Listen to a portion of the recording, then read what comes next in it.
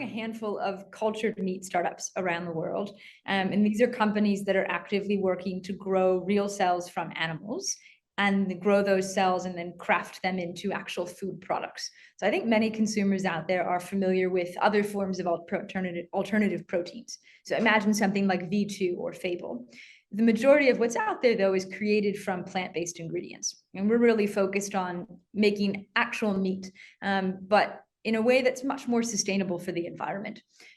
So our office and kind of facility here at Vow looks a lot more like a brewery, where we're growing those cells in what looks almost like the distillery vats you'd see in a brewery setting, and then we can craft those into actual meat products. And so what makes Vow a bit unique, though, is we work with any type of cell out there. We're not trying to just recreate what exists today, but we think this is really, really cool technology that you could use to make many different types of meat, some of which are maybe more nutritious or delicious even than what exists today. So that's kind of the short and sweet on us. Actually, from the time someone is even considering joining Vow, we try and explain and articulate equity as clearly as possible. Because what I think myself and others have observed across the board is where this falls through the cracks is when people don't understand what it is and they don't even know the right questions to ask to understand it, right?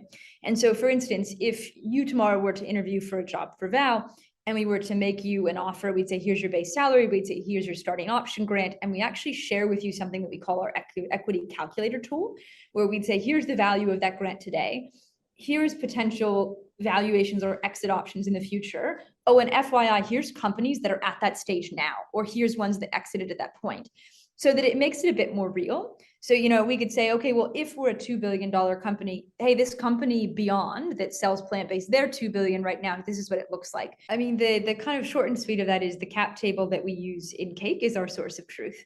And so that's our tool that we use on a day-to-day basis to update it as we're adding new employees to Vow. So also right now at Vow, every person who joins our company receives an option grant. So we firmly believe that everyone who's on our team should be an owner. So because of that, we need a tool like Cake where you can have it very dynamically update the vesting ongoing, because at any point in time for the fundraising process, you're going to have an investor reach out and say, well, what's the cap table look like today? And what's the exact amount of shares that have vested even within your ESOP pool? And so Cake becomes a very easy one-stop shop where we can go, and because we have the day-to-day processes in place where that's updated, then we can very easily go and download what the cap table looks like. Again, it's less dynamic, I would say, from an investor perspective, because that doesn't change as frequently.